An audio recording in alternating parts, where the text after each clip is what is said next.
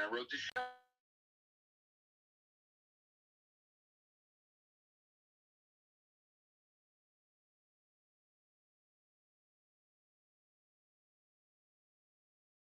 I wrote the show.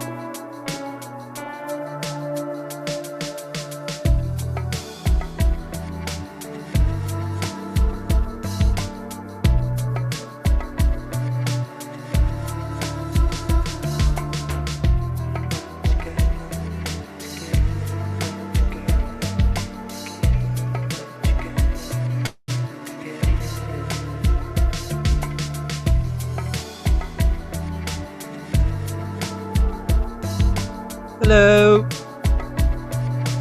What's up, everybody? Hello, hello, hello. Yeah, the music helps you focus in the movies, right? When I first started sharing my, I was on the phone, guys, with our guest. I have a really cool guest coming, so I muted and I was talking to him. Yeah, he's gonna talk about what the title is.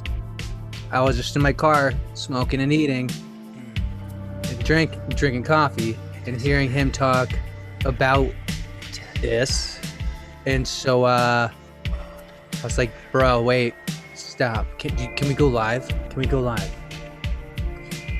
But yeah, I wanted to say when I first started sharing music with people, they're like, yeah, this is nice. I could study to it.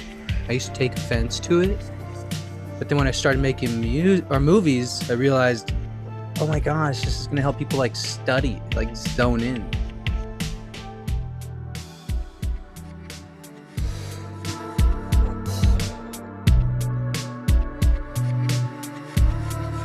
The guy I have coming on, his name is Perry. Fucking cool as shit. I met him through my current roommate, and he may just be my next roommate. He's a cinematographer. I look forward to what sounds like projects that we are going to do in the future. He's fucking wicked. What's cool is that Perry doesn't know what I know about Tom Hanks, and I don't know what he knows about Tom Hanks.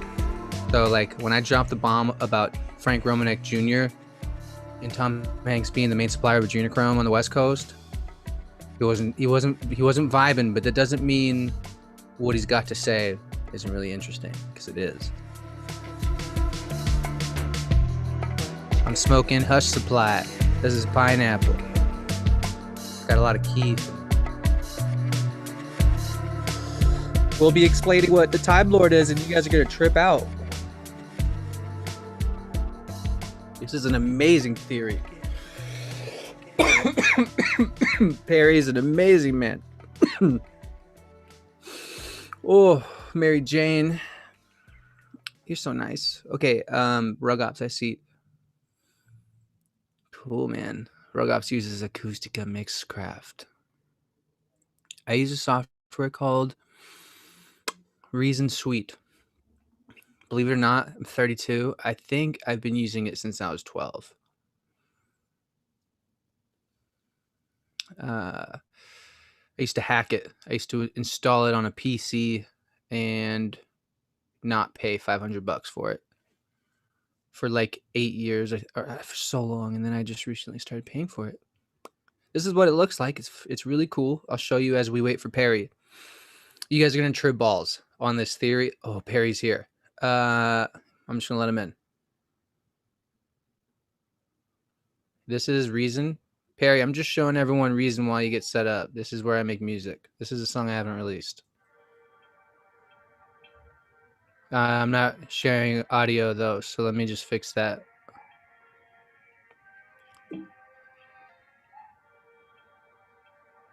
This is your playground on the right. Here's where I get to mess with all my literal virtual rack. Like, this is the sounds, really. Hey. What's up, dog? All right. Everybody, I want to welcome Perry Cass. Nice to meet you. Here, let me turn down this audio. Cuckoo. Here, let me get this adjusted. Man, what was I missing? What's that? You were making music over there? Oh, yeah. So, a homie just asked, Rug Ops, he asked in the chat, he said, what do I use? So sometimes I'll just like sneak attack and show people like what I was working on last. But yeah, man, I've been doing music and film I think since I was 12. Like, I want to say sooner than that, but I was younger than that, but as far as I can remember, bro. So how you doing, man? I like you're always looking like you're on vacation, bro. I love it. With your shirts. Why not? It seems to make other people happy when you wear like a bright patterned shirt. That's my style. That's my style, bro. Are those movies? That's a bookshelf behind me. Yeah. These are tapes, and these are DVDs. You got the whole Dawson's Creek. Yes, bro. The Dawson. If you didn't grow up with Dawson's Creek, I feel bad for you. Oh yeah, man. Biggest shame ever when they changed the theme song after season 1. That was only after one. Damn. Yeah, I was We young. only got one season of that beautiful song. It And then cost too much, man. She raised the price. it had to be a licensing disagreement. Dude, it had to have been, bro, because it blew up. Guys, Everybody knows that song because of Dawson's Creek, not the other way around. yeah, she's a fool. She penetrated the consciousness with her song and dipped. Do we even know who she is? Who is she? Is it Jewel? No, it's not Jewel. It's got to be some unknown, right? Maybe that's why. It could be Jewel. I don't know. It's an I've never unknown. seen Top Jewel though. She's awesome. Oh, Jewel's great. Yeah.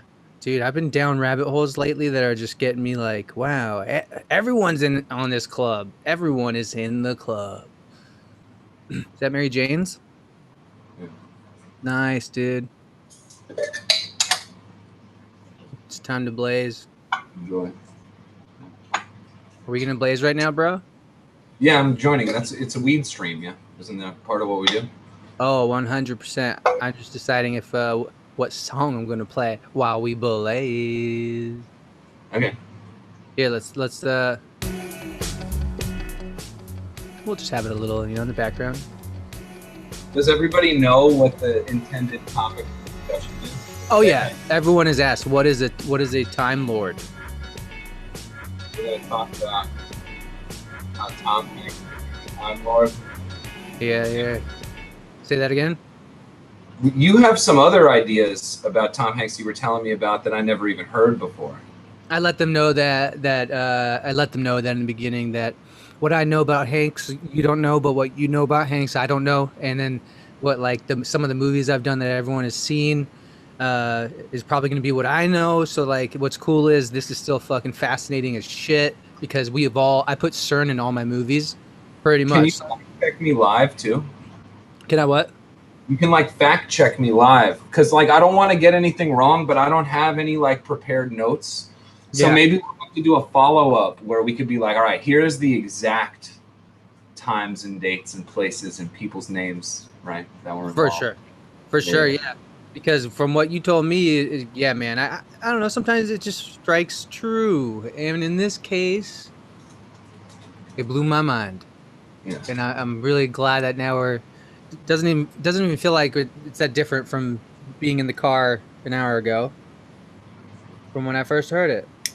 Does it even matter if it's true? I mean, it's such a great story. It's a great story that could probably be true because we're gonna make a thing about it. A thing about it. I sound like Joe Biden.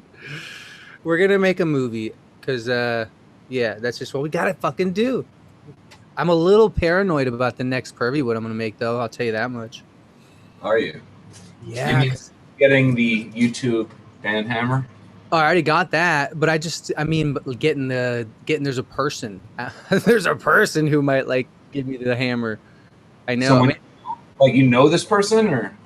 Well, this person has harassed the co-producer of this, who I found post-campaigning. I asked him, your work's amazing. Can I somehow integrate it with this film? He was intending to do a film, but his resources are too low where it's almost a miracle where I'm like, let me continue. Because his research is thick, deep, and fucking it's great. But anyway, there's one guy that it kind of comes down to. So I have to really be clean on how I say it. This is A, not proven. B, it's a theory. And C, use your own deductive reasoning. All right. So from my journalistic brain, the first thing I'm thinking is, do you have any way to contact this person? Do you have any way to get this person? Oh yeah, for sure. And put them on the spot, on mic or something, maybe? Woo! Is that? Well, this guy has killed people. So don't do that then.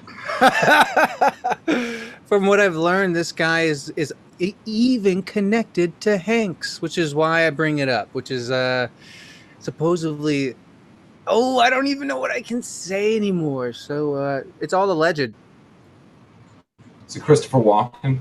No. It's no one special. His name is Gabe. His name is Gabe Hoffman, I think is his last name.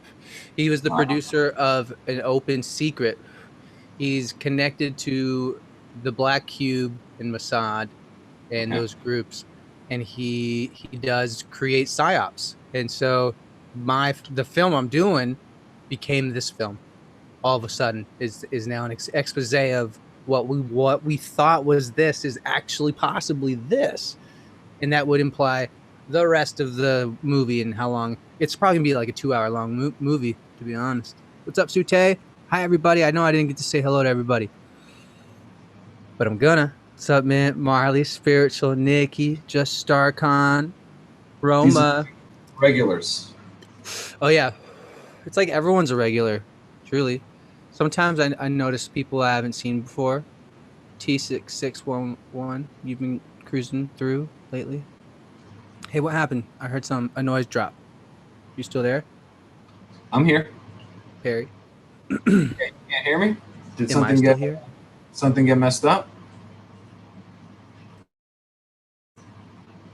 There we go. I'm back. Are we cool? Yeah, I guess it's me here. You know, being the internet at Robbie's house is terrible. It is terrible. But you know what? Whatever. You might have to steal the show at some point. Okay. Yeah. Anyway, this guy, I want to call him out, but I've seen what he's done on Twitter toward this guy Alessandro Villarin. He's the guy who created Total Disclosure podcast. He's the one who helped perpetuate the psyop. He didn't know. It was him and the Enti lawyer. Anyway, this guy was like, if you don't take down what you just claimed on Twitter, then you're going to get sued. And there's going to be huge fees. So, like, I know he's threatening like that.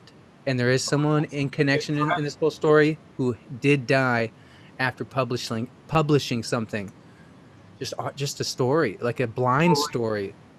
That's what happened with the Panama Papers, right? I mean, I don't know about this story, but I know that with the Panama Papers, they released, I think it was through WikiLeaks, documentation proving there are people whose names in there you and I know. I'm not going to go through a list of names, but like a lot of celebrities, members of royal families, members of banking operations. They were doing all this illegal offshore money activity, and this was the proof, right? And what happened? The journalist who published it died. Wow. That's pretty much the only consequence that I can find from that event. Yeah. Wow. Damn, I know. Yeah, they're out to sometimes. That's kind of that's the whole moral of the movie. Is kind of like these guys took a chance in Purvey Wood 8 to expose something they knew of. And is it possible they were killed for that? And now, I'm a little afraid now to do this movie because I don't want to get threatened or killed because there's people in this, especially here in LA. But I'm still gonna put his name out there, and I'm gonna say allegedly, because we don't have evidence.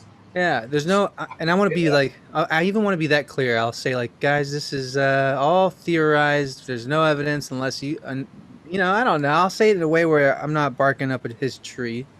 Right, like I can't prove to you with absolute certainty that Tom Hanks is a Time Lord, but I can put some dots. I can connect some dots that make you scratch your head and think about it. Right. Let's go, baby.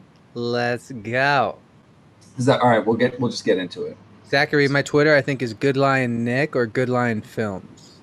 I'll try to give the baseline, and if you want to correlate this with stuff like on IMDb or like if you want to like look up Tom Hanks related facts, it might be helpful here.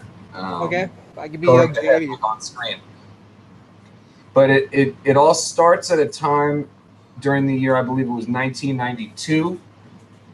I believe it was during the fall, but I lack the specific date. I don't have any research notes in front of me. It's all good. But it was during this time that Tom Hanks was simultaneously working on 3 projects. 3. Apollo 13, Forrest Gump, and Toy Story, or it might have been the sequel, Toy Story 1, I'm the least confident of, but all three of these movies are subject to what people call the Mandela Effect. And there's a unique tie between all these movies and Tom Hanks, right? He is the connection. People who are familiar with the examples, right?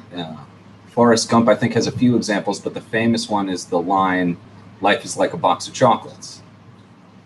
Right? One is like Mama said, life is like a box of chocolates. And then people think it changed to something else. Life was like a box of chocolates, like something really subtle, but noticeable. Life right? is like a box of chocolates, right? Mama said life is like a box of chocolates, right? I don't know. I don't know. Play the clip. I don't like. Oh yeah, let's confirm. Let's confirm. All right. You can play it, and then people can decide whether it's what they remember from watching that movie in their childhood. I don't know how old the audience is, but oh, we got all ages, homie, and everyone's sexy as fuck. Everyone, 100%. All right, hold on. Let me share. Everyone's really cool. I don't know if you can see the chat, but no. Where can I see the chat? So I will send you the link right now on your phone. Wait, are you on your phone or a computer? I'm using my computer. Oh, sick. Okay, so then with your phone, I'll send you the actual link, and then you just hit live chat. Okay. Cool, So we got 98 people watching. Pretty much 100 folks here. Are you nervous now? Don't be nervous. No, I want to preface the whole thing with that I don't want to weigh in on the retcon effect, the Mandela effect, whatever you want to call it. You got to tell them why you call it the retcon effect. I just think it's better. Retcon means retroactive continuity in like entertainment. It's when a TV show changes something about a character, but then they just pretend like it always was that way. Sometimes it's like a new actor, right, is playing a part or whatever. They erase a character and pretend like they were never there, right? That's retroactive continuity, right? So I think it's a better term, and I personally don't experience it with Nelson Mandela. So that specific, example of the effect that a lot of people experience, like, doesn't ring true for me, and immediately makes me like, I just don't think it's the best name for the phenomenon, right? It makes it sound unscientific too. Amen to that. Let's watch this clip. Better not give me no censorships.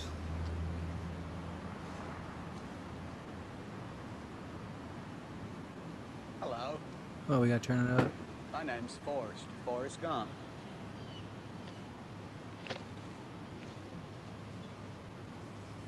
Do you want a chocolate?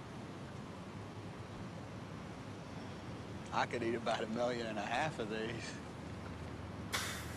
My mom always said life was like a box of chocolate. It's a little different. He said was. He said was, right. So it's like a little different. Look here. Look, even in the quote, it says life is. Yeah. Oh, man. Wait. Well, this is just somebody's channel, though. This isn't like... Correct. Correct. Yeah. It's just crazy that even with them, that's what they thought it was. Right. The dude who uploaded the clip got it wrong, right? Interesting. Right, so we're just getting started. Examples like this. Yeah. There's examples like this all over the place. But there's certain people who seem to have a high hit rate of these examples, okay, that resonate with a lot of people. Tom Hanks is one of them. James Earl Jones is one of them. I believe Sally Field is another one. There are more.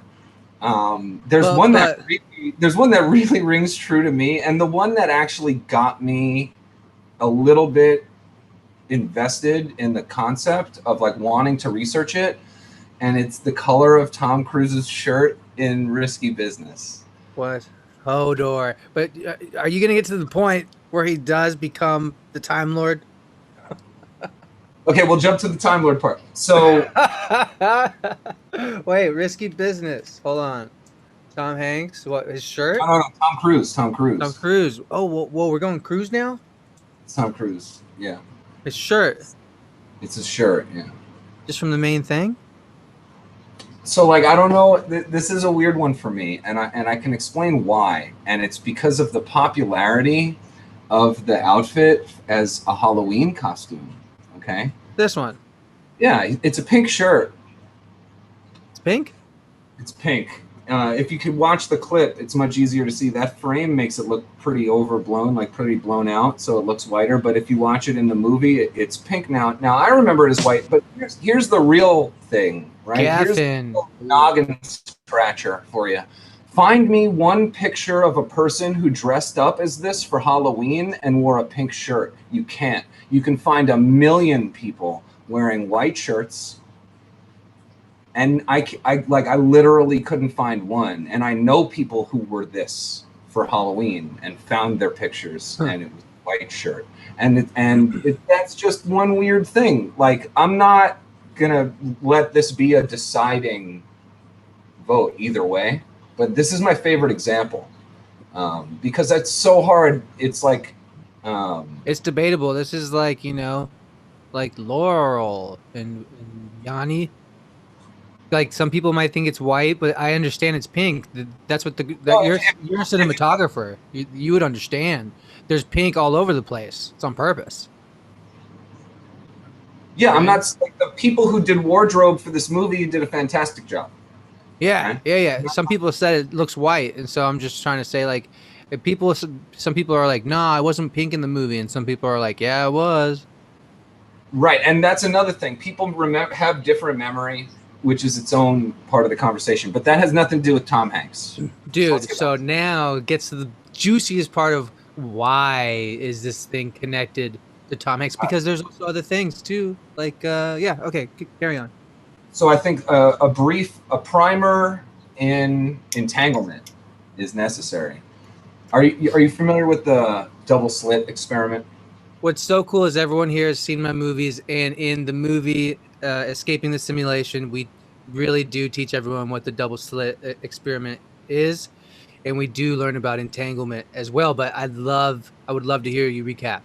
So here's where it gets fun, because what we proved with the quantum mirror magic eraser double slit experiment, which is like an advanced version of the double slit experiment, is that the same causality applies retroactively.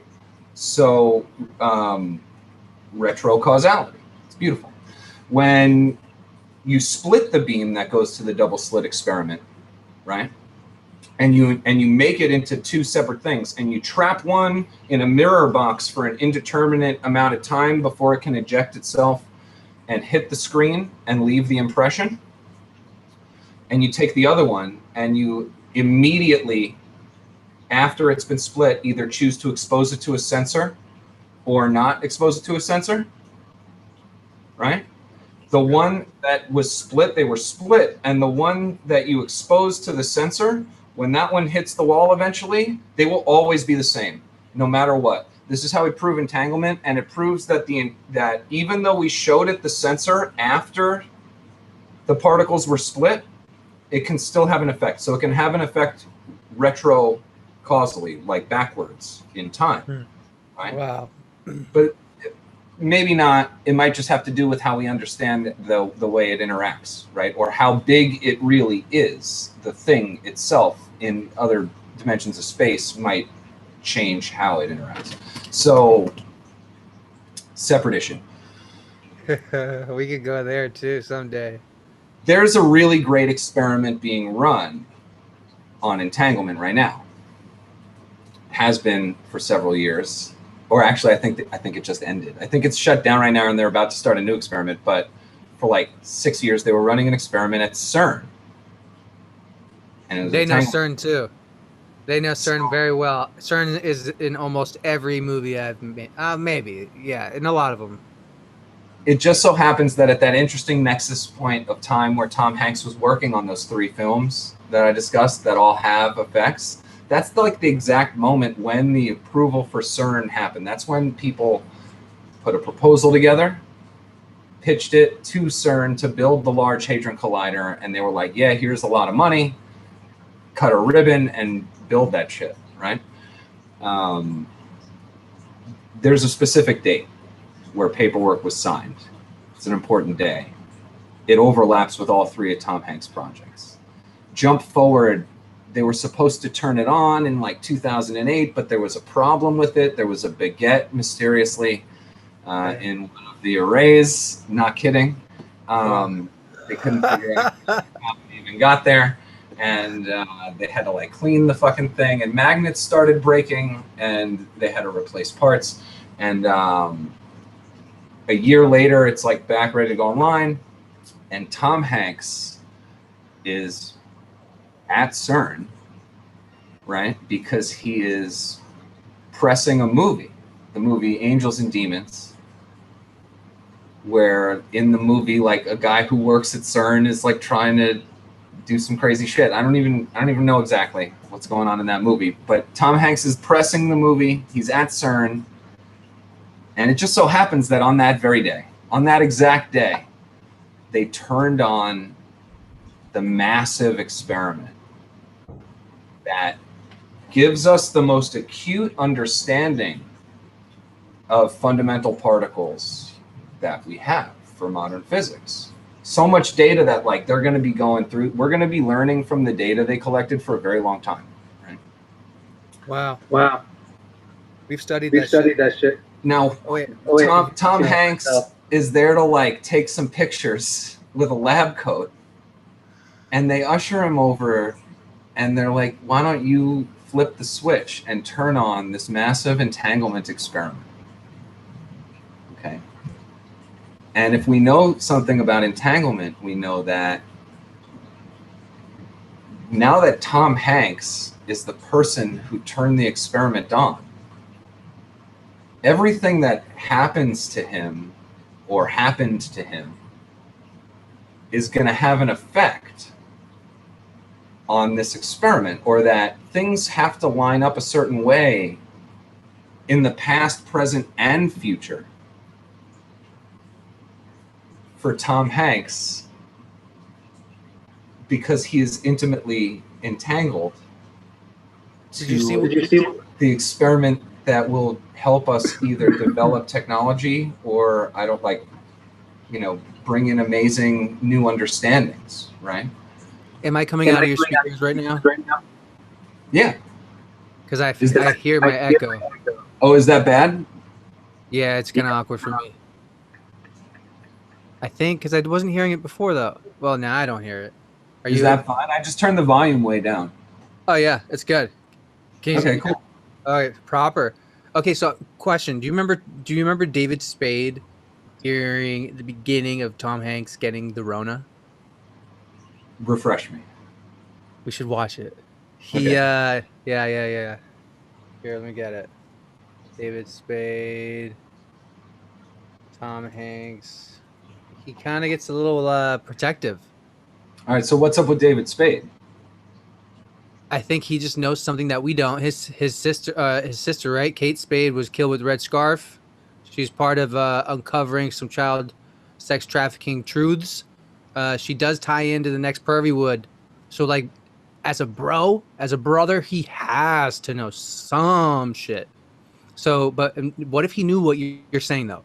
Now, let's see this. Spade, woohoo! It's so weird without tons of applause and standing O's. I'm live from the Lights Out bunker. We're going to try to do stuff March 18th. From my house. It's not super live by the time you see it, but it is my house. It'll be fun. There will be no laughs. It'll be crickets. Actually, even the crickets aren't going to do shit. They just spread their legs like this. I never saw the full. Time to make noise. I saw 2 snails on the way in. Yeah, man. And I invited them. I don't know if I want to How see. long does he just like not be funny for it is the real question. I'll explain my. She's 7L sucks and she's like to call him. But of course, until if it's a I get call fucking and click. This is great. I didn't know he went on such a rant. Is this and you hammock? I've been. Oh, it's at the end. On the tree. Yeah. It is at the end. Oh shit. It's totally at the end. But I would take that. I mean, this all rides on Tom Hanks. Let's be honest. Tom Hanks, national treasure. I love him. We did SNL together. He's a fucking stud.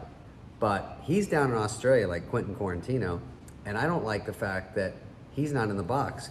Forget Willow Smith. Let's get Tom Hanks in a clear box and watch him. Because if Tom Hanks pulls through, we are going to be so stoked. It's all riding on Tom Hanks, you guys. If anything happens to Tom Hanks, fuck, that shit's over, dude. I'm just going to be like, Yeah, so, I mean, Right, that's... bro? Right, bro? I never heard that, but, you know, I think that very much like his famous character, Forrest Gump, he might have stumbled himself into being one of the most important people in human history. And something ironic about that, right? Especially since there's like certain people in entertainment that seem to know things, like they seem to have a like either an understanding of like some behind the scenes operations, or even potentially like technology that gives them an edge, right? Yeah. Oh yeah. There's a club, bro. There's a deep dark club there, up to some fuckeries.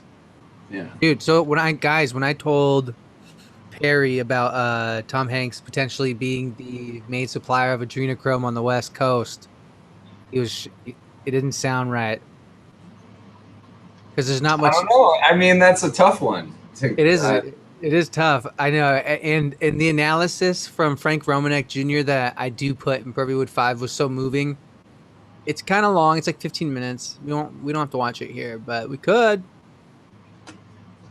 Yeah. If you want to. Yeah. We're doing it. All right.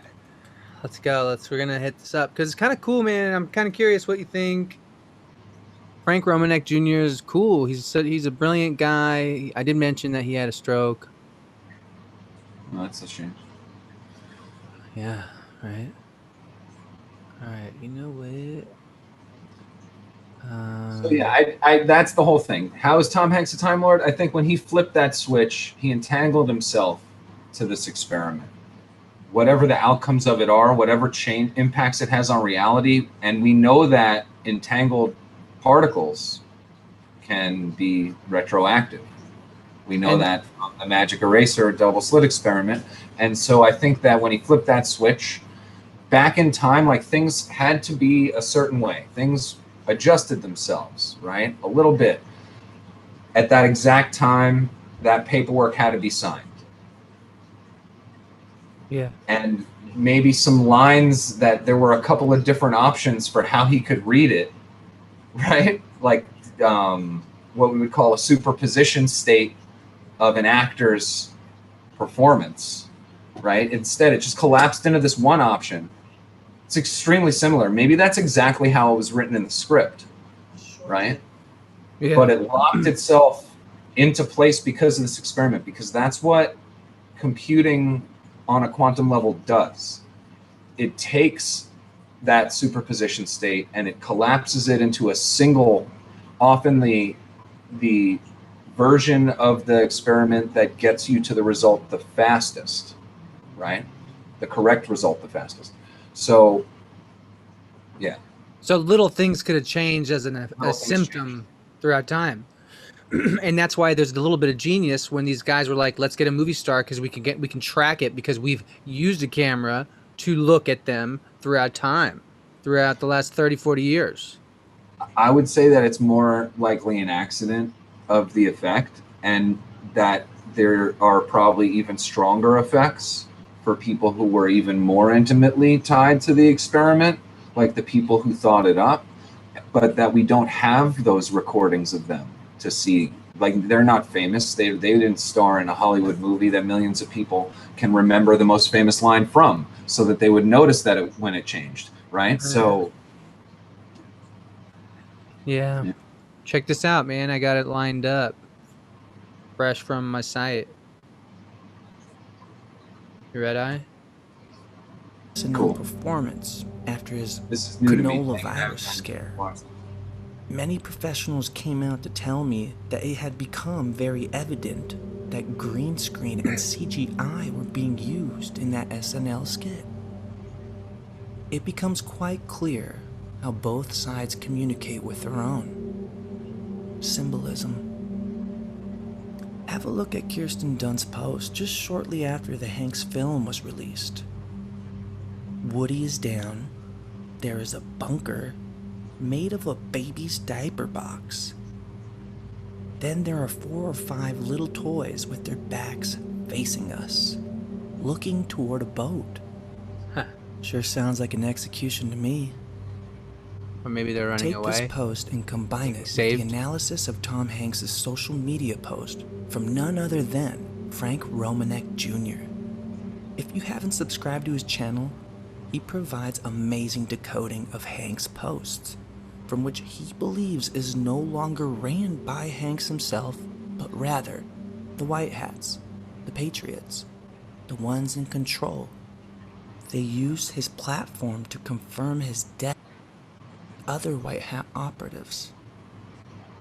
Let's have a look at one of the most powerful decodings I've ever Is that urine? seen. What is that? What am I looking at here? And it just seemed like, oh, everybody was so happy to see that he was Right. back. I don't know. So they would look at that and say, oh, Tom Hanks is doing it again. Now I want you to look at the conspiracy theory view, okay? And how I do that, what I do is I look at this and I say, okay, the conspiracy theories, he's part of a Satanist group. We talked about that in earlier videos. And in the early videos I explained that symbolism means a lot. We know that they also, not only in Satanism or in pedophile or even in the good stuff, like I say, or even in like a military, everybody has a code. There's a code, military code. You know, there's a pedophile code. There is a satanic code, okay? And once you learn those codes, you can kind of look into the possible meanings of what that picture is, because we haven't seen Tom in a long time. So why all of a sudden are we seeing now this picture? It's got to mean something, right? Conspiracy theory thought, it's got to mean something. So what does it mean? So I started looking, and all I did is the same exact thing that you can do. Is you just go and start Googling. And so what I did was I broke down his comment, and I looked at the picture, and I broke down the comment, and I just started Googling. Let's, like, for example, the first word that he uses is look. So I defined that, okay? And I looked at it in the verb form, okay? And it's like it's to direct someone's attention, okay? In other words, look what I'm showing you. Pay attention to what I'm showing you, okay? And an intransitive verb, okay, is not used with a direct object, okay? If something comes after an intransitive verb, that is, in the position usually inhabited by the direct object, it doesn't answer what or whom, instead it answers the questions of where, when, how, and how long, okay? So that's an intransitive verb. I'm sorry, my pronunciation. So we're looking at, when he says look, he's saying where, when, how, and how long, okay? Now hang with me on this, okay? We're gonna come to this end and I want you to see where this is going. It's interesting. Then he says, I hit on a king.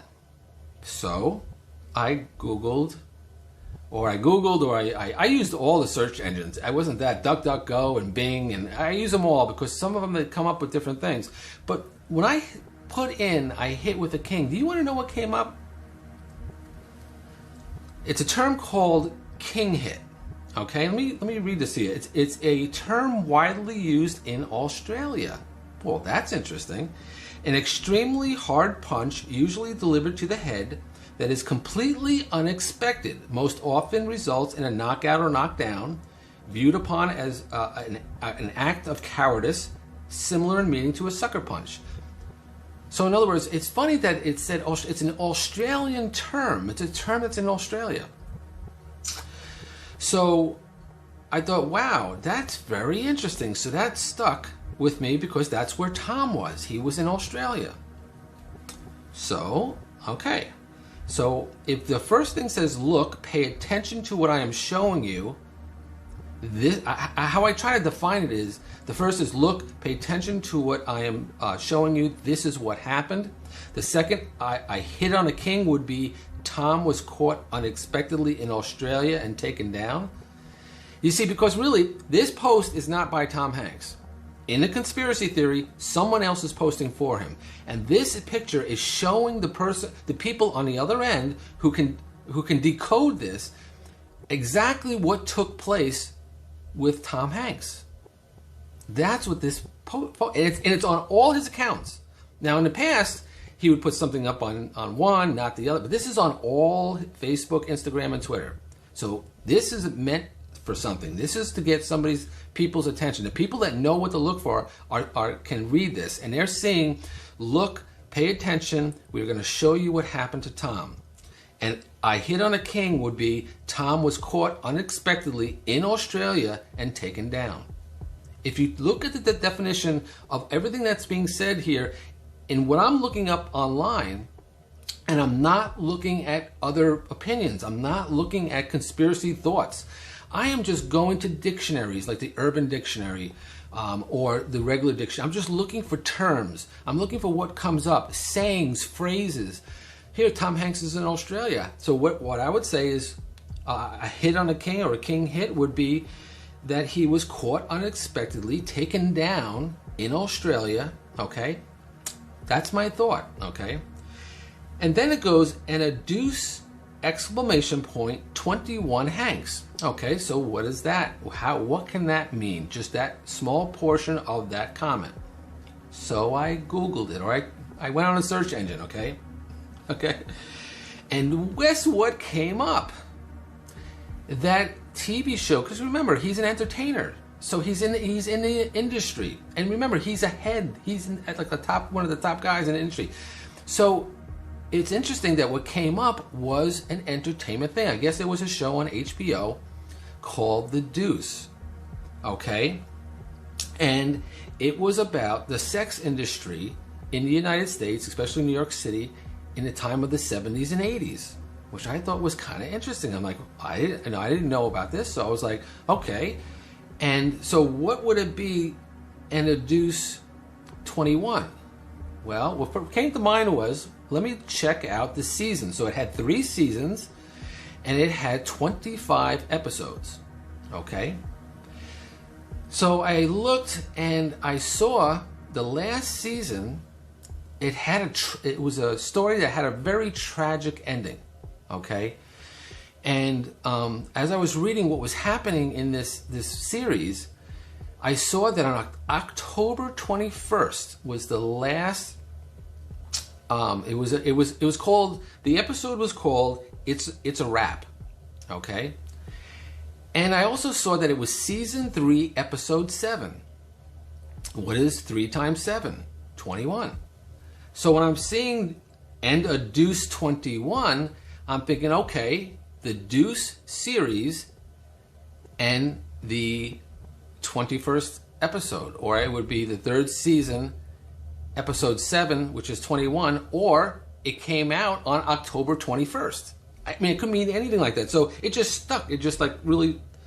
Anyway, in that episode, one of the main characters is killed by a self-induced gun wound. In other words, she commits suicide.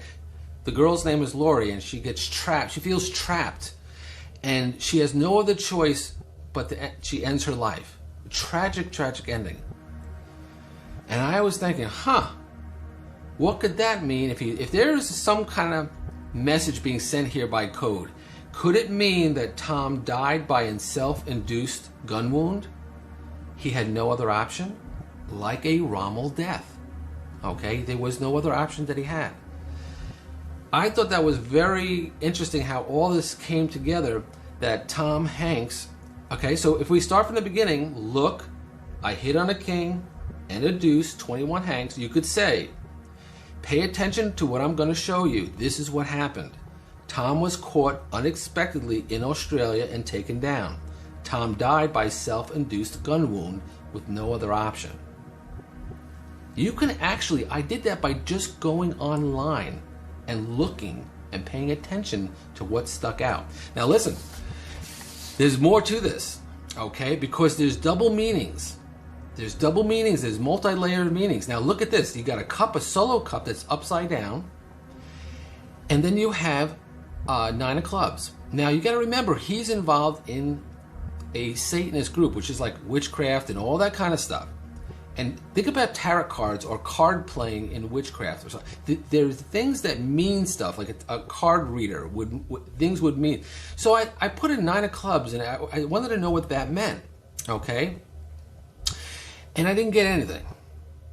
So I said, well, that's a solo cup. When I typed in 9 of cups, something popped up. Now listen to this. There's double meanings. And there's one meaning that's good and one meaning that's not good. And I saw the solo cup lid, and the cup lid was upside down. So I looked at that and I said, okay, if it's upside down, that would be reverse. So I took the reverse meaning of 9 of cups. And in general context, the 9 of cups reversed, that's what they call it, 9 of cups reversed, is not a great omen, as it can represent shattered dreams or wishes turning into nightmares. You may have gotten what you wanted, but now find it's not how you hoped it would be. Alternatively, you may have gotten what you wanted and subsequently lost it, and are now feeling devastation that it can bring. 9 of Cups reversed can represent unhappiness, misery, and lack of fulfillment. It can also indicate negativity or pessimism. And there's actually key dates. Now see, this is what I'm talking about, understanding cultic symbols, understanding cultic, the code, or the meanings. There's actually key dates to this 9 of Clubs. And guess what it is? March 1st through March 10th. Listen, you can't make this stuff up. I'm not making it up. I'm just pulling information. So basically we got something that's telling us that something very bad happened, and basically it's telling the viewer or the person that this picture really is meant for, that something very sad and negative took place, and it happened between March 1st and March 10th. And it's basically just giving you the picture of what took place. You almost have to, I don't even know what to think, because it was like, here's another thing, okay? The other person who's supposedly involved in this is Ellen DeGeneres. We talked about that too. And she does, around the same time, it was like March 18th, she does a card trick on TV. And she's wearing a shirt, a sweatshirt, that says, "Run, Forrest, run." And she's playing a card trick, and what she's coming up with this card trick, she kept on saying 4 of hearts, 4 of hearts, 4 of hearts. So you know what? I looked up 4 of hearts to see what that meant. 4 of hearts, okay? The 4 of hearts brings bad news. Its symbolism is used to warn the consultant about upcoming danger. Okay? I mean, this card refers to short-term situations and indicates a betrayal that's about to happen, depending on the reading. This betrayal can be more detailed, and the consultant can learn if it will come from a friend, a lover, a partner, or a family member. So you almost had it like Ellen was trying to get out to Tom Hanks because she was putting out in video, because she was like in quarantine herself, giving a warning for "Run, Forrest, run." Here's a warning, Tom Hanks, that you're going to be betrayed or something. Now, it had already been at that point that he had been captured. This stuff, you can't make this kind of stuff up. Now, yes, it's kind of like crazy, right? It's kind of like conspiracy theory stuff, right? But what if it's true? Where is Tom Hanks? And if this kill switch that we're talking about with Rita Wilson is all pre-done stuff, all pre-put together, and her country song, "Where's My Country Song," is her kill switch that they had put together ahead of time, so that when something like this would take place, they would put it all out. They would have everything preset and done. Because if you're watching all that's taking place, it is bizarre. And then at one time, that they come out and say to the world, "This is stupid, guys. I'm alive. Here, look at me." And really kind of prove everything is pre-post, it's all done professionally. And it's just too many inconsistencies. Let me tell you something. By them putting stuff out, whoever's putting this kind of stuff up for them, you can see that the picture is bigger. And you're seeing how things are really starting to heat up, even in the political realm, in reference to our politics. You can even see things heating up in reference to what's happening with the virus and keeping things closed down. There's so much that's taking place. Something is happening. Throughout this, I'm gonna unmute you right now, Perry. 1 second. There you go. Guys, you can find that at good. entire virus, Oh, I've find that kept at goodline.tv. I think you have to hit unmute right now, Perry, or something. There you go. I didn't even know I was muted. Yeah, because there's background noise. So just for the movie, I like to mute us. Fair enough. Well, I like that guy, but I don't like that the plan requires everyone to have intimate knowledge of a TV show. Like, you have to have watched 3 whole seasons all the way to the end of The Deuce. Like, I couldn't even get through the first season personally. Like, it was a really well-made show, but like, whatever. Well, actually, I don't think he had to because he didn't watch them. I'm just saying, like, who would make that reference? Hell. Who's gonna code something with a reference to The Deuce? Not like one of the least popular HBO shows. Like, I know, right? It's so specific. If it was like a class, if it was The Wizard of Oz or some shit, like I'm in, you know. Yeah. So that's where it's shaky for you. It's shaky for me with the Deuce TV show being a linchpin of the That's theory. where the stretch is, and it's quite a beautiful stretch. I like tarot stuff, and I think here's the thing. Here's how I see things. Like, a million times more likely that card having that significance, right? Yeet. To a time and a place and a feeling or an experience is like a random thing that Tom Hanks took a picture of on the side of the road, but encountered that random symbolic thing because of that real time and place happening in his life. Does the 9 of clubs have another meaning, you think? Should I go get my notes? I sent you my notes. Why don't you tell me? I don't know where those are. I have shit everywhere. Actually, I have them in my text because I sent them to you. Exactly. I just thought the same thing. Wait, hold up. So you got 9 of clubs in your studies? Well, I just each suit correlates to one of the suits in tarot. That's not what he did not know that. Yeah, that's great because there is a correlation. So let me just figure out what it is real quick. Yeah, this is what's cool about Perry is he can go really deep on tarot and clubs are wands. They're wands. Cups are hearts, swords are spades, and diamonds are pentacle, right? So yeah, wands. Let's 9 of wands. It's the 9 of clubs. That's the card. Yeah. All right. So 9s. This is from like the Kabbalistic view of tarot. Kabbalistic. 9s are like Yesod. It's a final stage of evolution before becoming fixed. All right. Right? Like it's at the end of its transformation. Oh. When a 9 is present. Okay.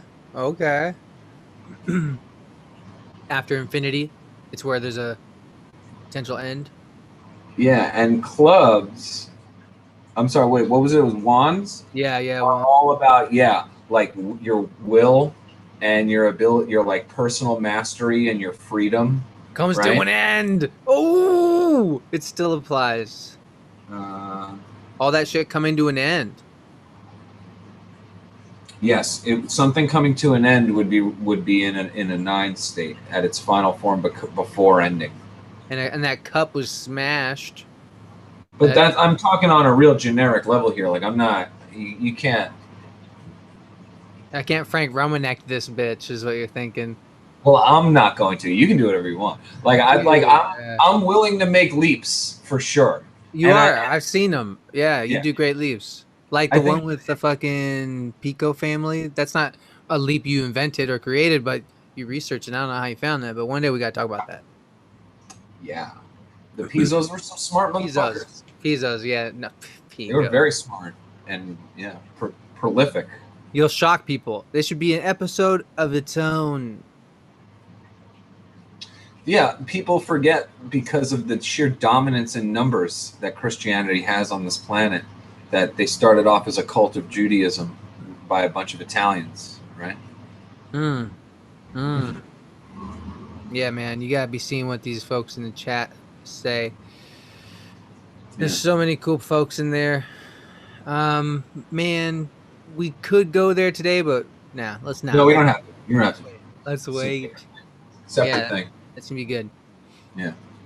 Wow. So now where we left off with Tom is that what if he is dead? What would happen in your theory? Let's play a little bit and say he did have a wrongful death. What would that affect in his time lordship relationship with our reality? I don't know, but maybe that our ability to affect the experiment through Tom is over, is what it really means. So they'll need another Time Lord. I don't know. I just think that based on what we know about entanglement and the fact that it was him, the fact that he's the dude who flipped the switch, like it was a ceremony and you can watch the video, like it's findable. I watched it and it's like a Frankenstein switch, right? Like it gives power to the whole thing. It's unbelievable that it was him doing it and that he's the center of some of the most like agreed upon retcon effects. Right? Mind-blowing. And that when they were committed to film, when they happened, was at a pivotal moment in the creation of the experiment itself that he later turned on. Wow. Yeah. Wow. Yeah, I wonder if he's really dead or not, you know? That's fascinating that, like, he could be, and that it would be a secret that they were able to, and people had the motivation to cover up. That, right? Yeah, maybe it'll come out. The only way I would be 100% is if it did come out. If it did, which it may. People hope. People believe. I don't know if it ever will, but I hope. Like, we all agree he's a damn good actor, though. Like, really good at acting. Yeah, he's pretty great, you know, at acting. Now when I see him, though, I'm just like, ugh. I just think of a gross guy now. But he's good. It's like when you find out about your favorite musician being a creep. Yeah. You're like, wait, but I still like their music. It's kind of hard. I've worked with a lot of music industry people at, like, different times, like, as a video guy. Tight. And some people, they kind of suck. Like, none of them come across as, like, super shitty, like, really, to the people working for them. Like, not in my experience. Like, not like the stuff you hear about, like, Ellen. Oh, yeah. Like Ellen sounds wild. Then there's people who are really great. There's people who, should I name names? Like, people who may or may not be favored within your community. I don't know. But, like, whoa, really? Oh. Yeah, I don't know. Like, I did a lot of political stuff, too. I'll say this, Pitbull. Everybody likes Pitbull. He is the nicest fucking guy ever. Nice. He's making jokes. He talks to everybody and treats them like they're cool and shakes people's hands. He's like the nicest dude on set. I bet for sure. Right. He seems like he seems happy to be alive. I worked on a thing with Chelsea Clinton. Cool is that? Like, what's her vibe like, bro? Super nice. She blew my mind by doing this. Everybody, it was like 40 people working there. It was a big operation, all right? She met everybody and shook their hand, and then we did the shoot. And then when she left, she said goodbye to everybody in the room by name. That's very nice. Yeah, that's satanic power. I'm just kidding. She wears the cross upside down, though. It was a fucking good move. It was a big move. Like, everybody noticed for sure. That's a beautiful thing to remember everyone's name. Yeah. I mean, gotta give her credit for having great memory. But we can spare her. Like, she's a generation removed. No, what do we know about her? Dude, there's a lot, bro. She's dark too, man. She's in that club. She's in that Hillary club. That's a I scary joined the club. Honestly. You would? Oh hell yeah! They make me like a senator, maybe. I don't know. No, you're gonna have to touch a child. You're gonna we have touch to a do that? child. Of course, they have to blackmail you really good. They do. They're gonna get you with someone that you think is 18. Can I do like a drugs blackmail? Can I do that kind? Can I do like a incriminating drug photo blackmail instead? I'm fine with that one. You can do that. I'll set it up. I can take those photos for you. We'll put Joe Biden crack. You'll be my blackmail handler. Oh my gosh, I am 15% black, bro. Yeah, we gotta save Perry. Someone says we can't go there. Lenny, you're right. No, we can't let you go, bro. That's a great theory, though. By the way, I did work for Donald Trump, and I'll say this: he was pretty nice. Like, I did a commercial for him when it was for the Apprentice show. Yeah. And I'll say this: I never went through more security. Wow. That was a crazy thing. The amount of security that dude has is insane. And even just then, imagine now. Yeah. That was pre-presidential. Yeah, you have to eat a baby to join, is what some CC is. Eat a baby? You probably human? have to eat. Baby human? Dude, remember what you told me earlier? How cultures for as long as time has been around, beat their animals to get the adrenaline out of them? I mean, yeah, just that's been a thing for a long time. Like torturing an animal or like beating it before you, or like tenderizing it, whatever, before you kill it, is they do that all over the place. It's like they claim it makes it taste better, and it like gives you that. There's like certain cultures, if you're going into the mythology of it going way back, think that it like can give you the power of the animal. You have to torture it and then eat certain organs. Yeah. That's what they do. Guys, don't take him so seriously. He's a comedian as well. Someone's like, is he going to sell his soul? No, I'm not. Who the fuck is this guy? This is funny. No, he's. I think it's funny what you said, because I don't take it seriously. I don't think you would. You really join the Clinton camp? No, bro. Not if I had to eat a baby. I'd like. Would I continue to do cool like work? Would I shoot political ads for them again? Yeah. Future and shit? I'm not gonna judge you for that. If you gotta I'm not gonna judge you for anything. But if you gotta get paid and you have to work for them, whatever. You know, I have friends who work at Monsanto. Those are cool jobs to do, man. Like, not really. I dumped those friends. I don't know. I wouldn't work with her ever. And if I did, I would, so I can see for myself. I can like be on the inside. Well, that's what I mean. It's cool to get to interact with people who are like, you know, high level, like operators, you know, powerful people. Oh yeah, dude. I asked a friend who worked for Obama as his videographer. That's cool. But this guy's totally liberal, and you know I'm not, and I said, what was it like hanging with Obama? He's like, well, he's very nice, but I think he's gay. Like, what? Why? It's like, you know, you can just tell. And like, he kept on I would catch him looking at me, and when he shook my hand, it was like this. And he did it for me, and I felt the femininity, you know, just like a thing. And I was like, yo, bro, you don't know what? Gentle handshake.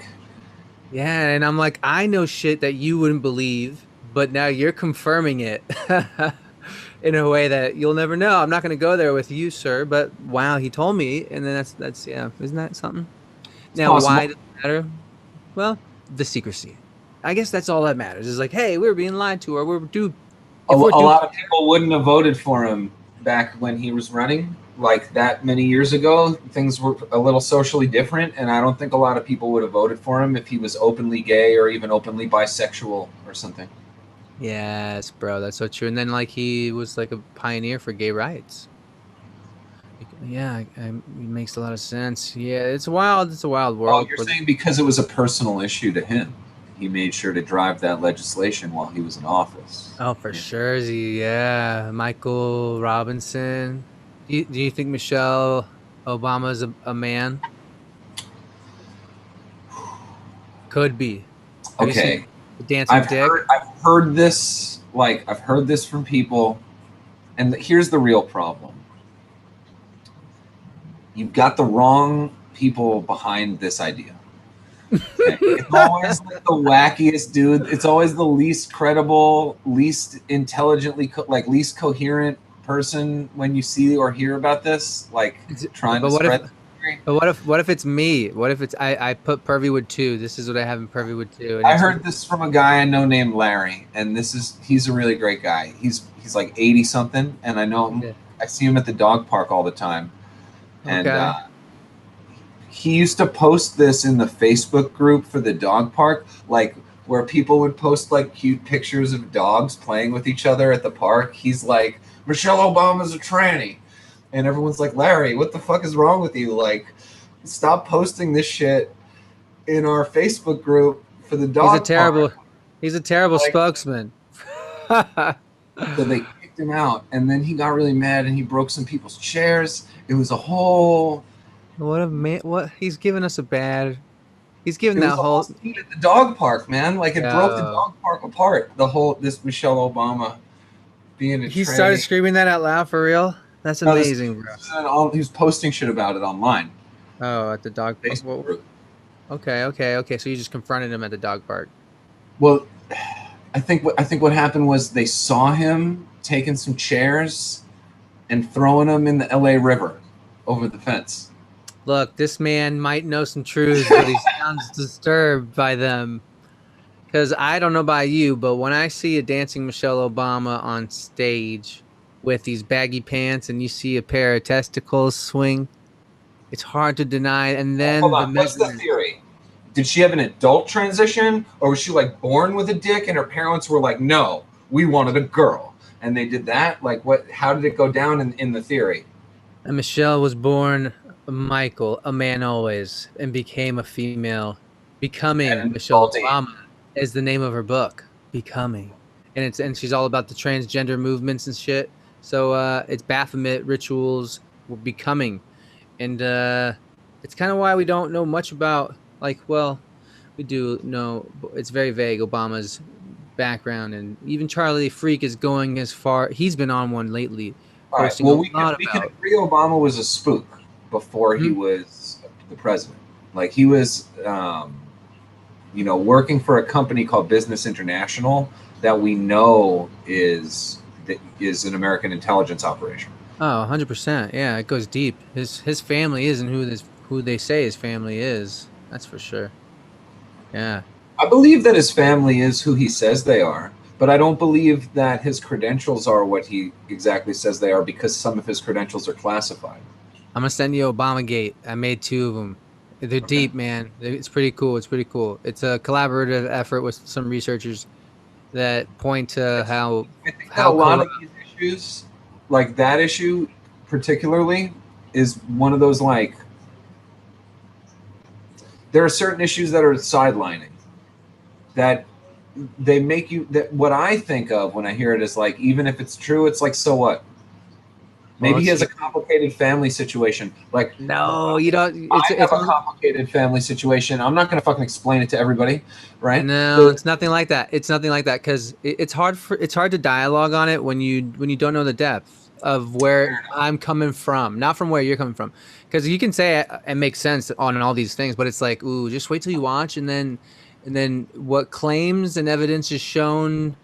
Then let's see what you think, because it's actually really, at the same time, American politicians are like actors, right? So if he's telling a story to come across a certain way, right? it goes beyond. Like, of course he would do that. Like, what? You wouldn't lie? Of course they would. It goes beyond. It goes beyond the president. It shows you the bigger picture of who's actually in control, which is what I believe, truth. I want to find out the truth. I don't want to find out if the main puppet is jerking off to men, but hey, that comes along on the path, and then you find out who put Obama there, who primed him. Big Brzezinski. Nah, dog. You don't think so? Who? Oh, good. Another rabbit hole for you to go down. Zbigniew Brzezinski. Nah, dude, I'm gonna show you my movie, bro. I love that we have completely different points of view. When he was a kid. Yeah, I know. And he was like, the first black president. No, that's what they wanted you to know, bro. That's what they're telling you. I'll show you. I want to watch every movie with you, bro. Okay, we'll watch the movie. We will, because we're gonna live together. It's likely. We'll see. Let's make it happen, man. Oh my gosh, dude. All right, I gotta go. I have to clean this house. I'm going out tonight. I'm doing some research. I'm going to a place that I'm going somewhere. I want to investigate someone who may have done or not done something in Isaac Cappy's death. You know Isaac Cappy? Yeah, I heard this guy's story. Yeah. He's connected to the Tom Hanks story. He is. There is an Instagram post. Roadkill on Route 66. I don't know about Seth Green. He like talks a lot of shit about how Seth Green is like a horrible creep. Yeah. How would we know? I know. How would we know he's not? Well, I'll say this: the certainty from him is what was shocking. I worked in a building in New York for like a long time, where he owned the top floor of the building, and like he lived there. And I never met him. Okay. He had like his own ways in and out. Like he had his own everything separate. Just so like, yeah, he's like a super private dude like that. But that adds to it. Yeah. I was in a photo booth with him once. Very strange. Really? Yeah. It was at a birthday party. It was Zach Levi's sister. Yeah. Even though I didn't interact with him, everyone seemed to think he was the nicest guy. Oh, he was. He was super nice. I mean, most people are going to be really nice that are in public to hold up their demonry. It's true. Well, all right. Let's talk about demonry for a second, because I think this is a cool subject to talk about, because a lot of people don't know what it really means, right? There are these ideas of like, you call them, there's all these different names for them, right? Like gods, or like deities, or demigods, or spirits, or angels, or demons, or the jinn, or there's like a million names from every culture, right? We're all kind of talking about the same thing, and I'm convinced after doing a lot of research that they're not talking about an anthropomorphized ghost that has some influence or the ability to like possess you, but rather these are thoughts symbolic of fundamental concepts.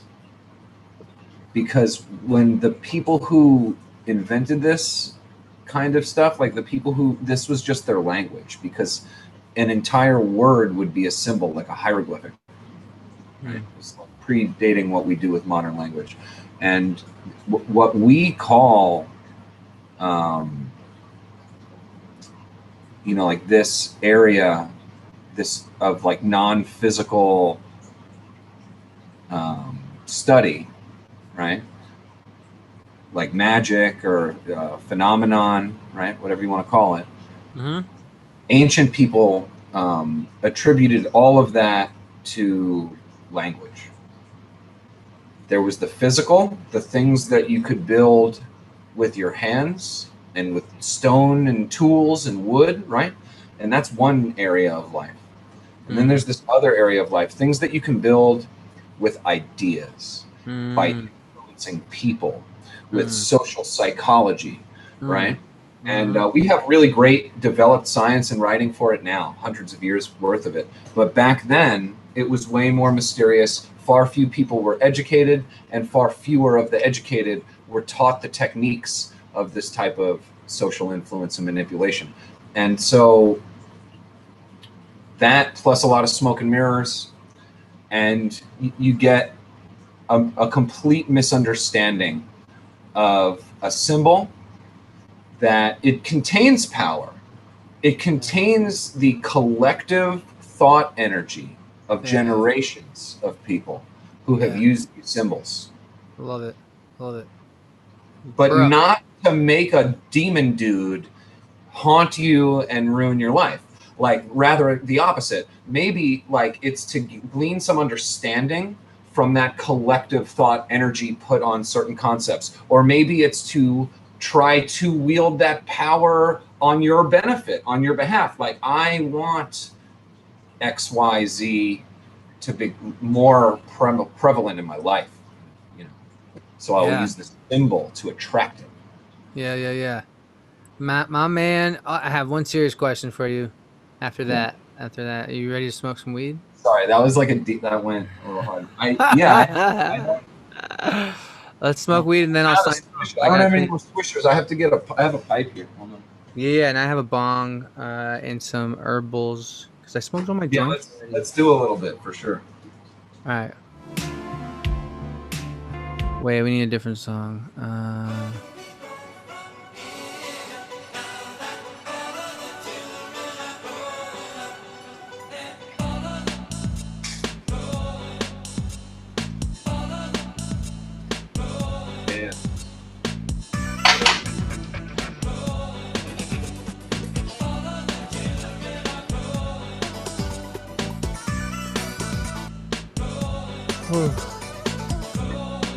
Some fresh Mary Janes. I don't know what it is. Mine is gas. Gas? OG. Gas OG? Yeah. What is that? I was looking at the percentages on the back of the package, you know, because now all the weed tells you how much THC is in it. Yeah, love it. Amazing. This one I had was called Hush Puppies, and it had 37%. You got 37? Damn, Yeah. That's better than mine. That's Mine only has like 32. I thought that's the highest. 32 is normally the highest I've seen. So for a company to go beyond 32, that's like what their specialty is. They go beyond because they add some shit in there. What store do you go to? I want to go to that store. This is who sponsors me. It's called Hush Supply. These guys, I have a shitload of these. I already smoked them all. Yeah, they're all gone. But they're in every club. Like, they're in most clubs. They're at Bark. Oh, they're at Bark, bro. You just asked for a supply. But he gave me fresh weeds. Fresh. Nice.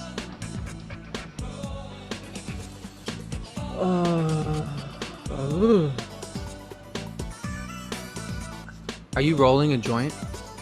No. Oh, nice. Alright, here, let me put on another I song. don't have any more wraps left. It's a sad state of affairs here. We're out of blunt wraps.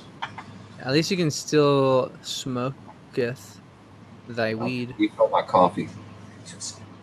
Yeah, refill that shit, bro.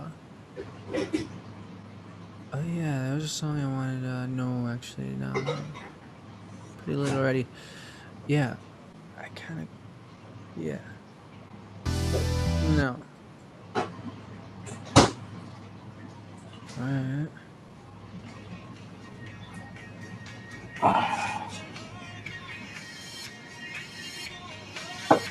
Okay. After this, I'm gonna have to dip. Oh, it's nice. All right. Yeah, have you seen this?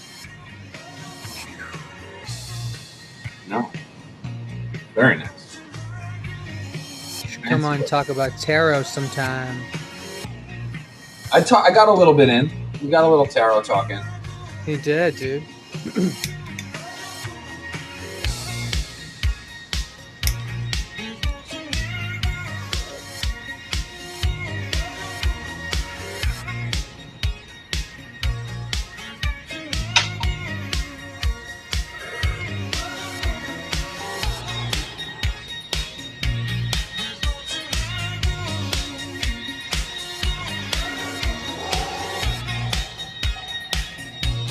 I do. I want to talk about because there's some stuff that we like because you can bring stuff up on screen while we're talking about it.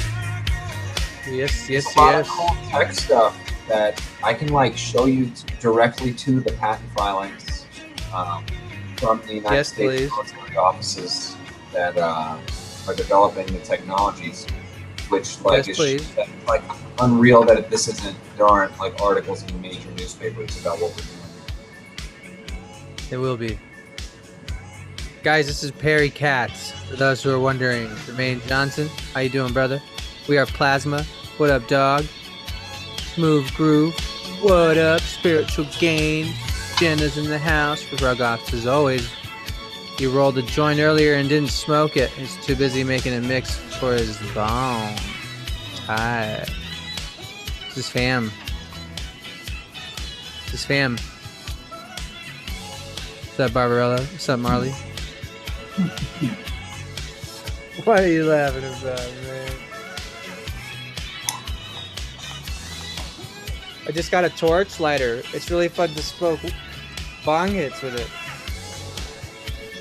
You can crush anything. You don't have to like crush it up. You just torch it.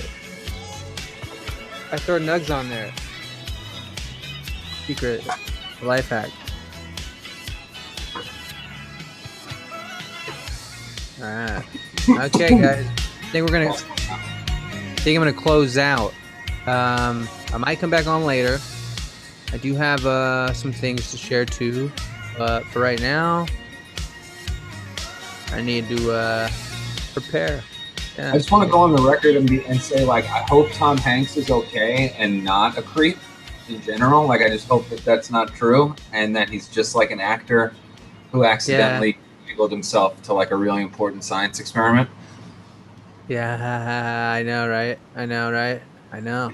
We could all only hope, but I understand where you're coming from, and I hope one day that whatever is true does shine in the public's eye, because that I will feel great about just us getting clarity. There's so many angles people are looking from. So yeah, there's man. definitely like, because we know there's some shit going on. There is some massive fuckery, and we're still in the thick of it. Yeah. It would be easy to tie a ribbon around it with a name like Tom Hanks or something, but like the reality is it's like people you've never heard of, you might never hear of them, they might not even have a social security number or birth certificate or anything like that, you know what I mean? And like yeah. I know, right? I know. I think if it when it comes out that he's dead, I'll be here for you, Perry. Dude, that would be so wild and validating, you know? I know, dude. It'd be fucking. It's gonna be shocking. I mean, it will be shocking for the world when you think about how many people are gonna have a post-traumatic realization. Like, no. Like, that's something no one wants to ever believe. So maybe even if it does come out, I don't know, man. We're living in quite a rabbit hole. We're in a hole, dude. Came out about a lot of people, right? Yeah. Not so many of the people who are the actors. More like the people in the business, right? Like the Weinsteins and like directors and stuff like that. Yeah. Thank you, Rugops, by the way. That was a sweet comment. Who knows? Who knows, man? All right, let's sign out. That was fun. We're going to do this again. That was nice. Yeah, thanks for having me on. And I hope everyone enjoyed the chat. Let's go find a place. Yeah, I'm working on it. I'll hit you up later. Talk to you soon. Peace, homies. Bye, guys. Bye, everyone. See you later. Yep.